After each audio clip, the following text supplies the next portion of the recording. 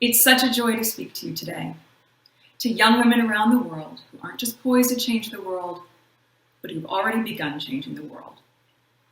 Last month, I had a chance to speak to the 2020 class at my high school alma mater, which is an all-girls school in Los Angeles. And I said that they shouldn't see their graduation as an ending, but rather as a beginning. The beginning of a journey where they can now harness their work, their values, and the skills, all the skills that they've learned, to rebuild the world around them. Now, many of you have already spent years embodying and, yes, even enacting the change you'd like to see in the world. Yet the opportunity that lies ahead for you is the same one that those graduates and millions of young women around the world have as well. I want to share something with you. It's that those in the halls and corridors and places of power, from lawmakers to world leaders to executives, all of those people, they depend on you more than you will ever depend on them. And here's the thing. They know this. They know that all of you at a younger age than any modern comparison are setting the tone for an equitable humanity, not figuratively, literally. This is a humanity that desperately needs you, to push it, to push us forcefully in a more inclusive, more just, and more empathetic direction, and to not only frame the debate, but to be in charge of the debate. On racial justice, on gender, climate change, mental health and well-being, on civic engagement, on public service, on so much more. That's the work that you are already out there doing. Girl Up members are organizing Black Lives Matter protests around the world. You're creating films. You're creating films to encourage your peers to become activist leaders. You are reforming the criminal justice system. You are telling your school boards, we need more mental health resources for all ages. You're leading coalitions to end gun violence. You are standing up and demanding to be heard, yes, but you are also demanding to own the conversation. Another thing about those lawmakers and leaders and executives I mentioned earlier. Now, many of them, better or worse, they don't listen until they have to, because the status quo is easy to excuse and it's hard to break. But it will pull tightest right before snapping. Women have always historically gotten a lot of, well, that isn't how it's done, or yeah, that's an idea, but you know what, we're going to do this instead.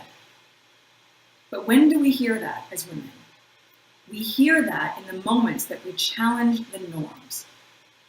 So if that's the case, I say to you, keep challenging, keep pushing, make them a little uncomfortable, because it's only in that discomfort that we actually create the conditions to reimagine our standards, our policies, and our leadership, to move towards real representation and meaningful influence over the structures of decision-making and power. Despite what some might say, this reimagining, it's not a zero-sum game where one side wins and one side loses. Not at all. It is mutually beneficial and better for everyone. Because of that path to get us there will take all of us. It will take girls and women. It will take men and boys. It will take those that are Black and those that are white, collectively tackling the inequities and structural problems that we know exist.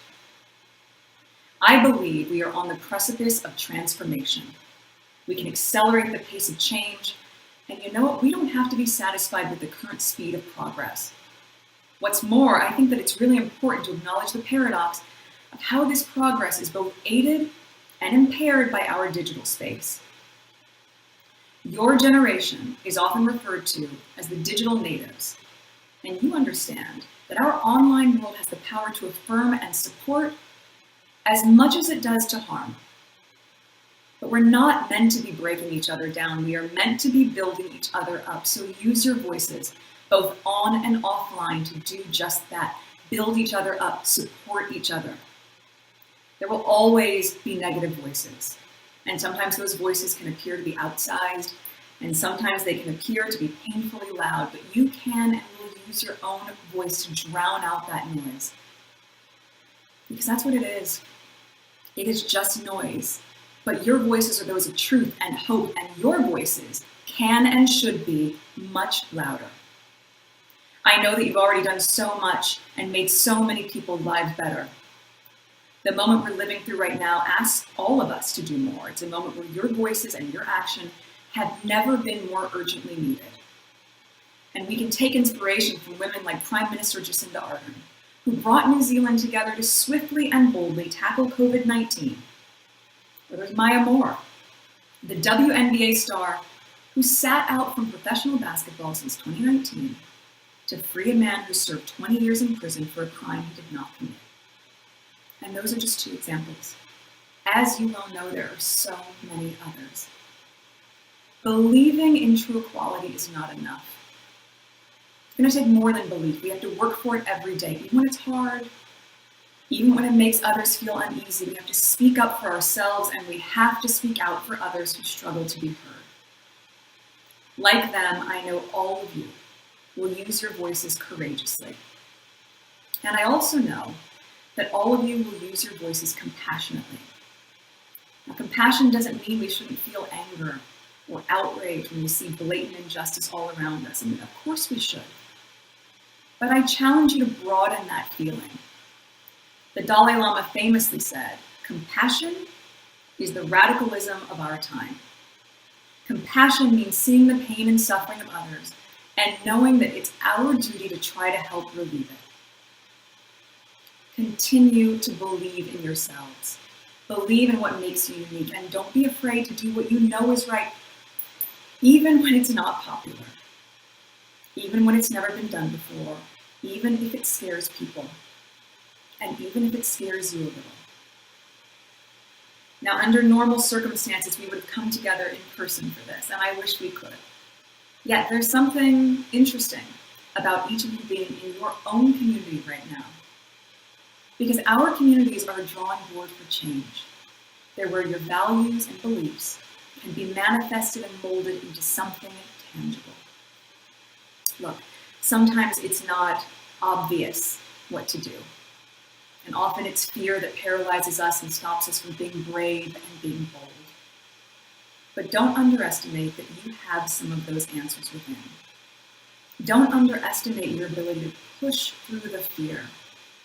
You have, rooted in your convictions, the ability to craft a world that you know is just and kind. And your gut will tell you what's right and what's wrong, what's fair and what's unfair. The hardest part, and it was the hardest part for me, is to chase your convictions with action. You look at the breadth of the issues we're facing right now, it is easy to get overwhelmed. I understand. So be where you are in the moment. The growth and the change that you're pursuing might not feel like anything day to day. But when you look back, I promise, you will see that it all adds up. We make better communities and a better world for ourselves, step by step. And the pace of those steps is getting quicker. It's in looking at the aggregate, looking at the big picture, that you can see how far we've progressed. I am extraordinarily proud of what you've already accomplished.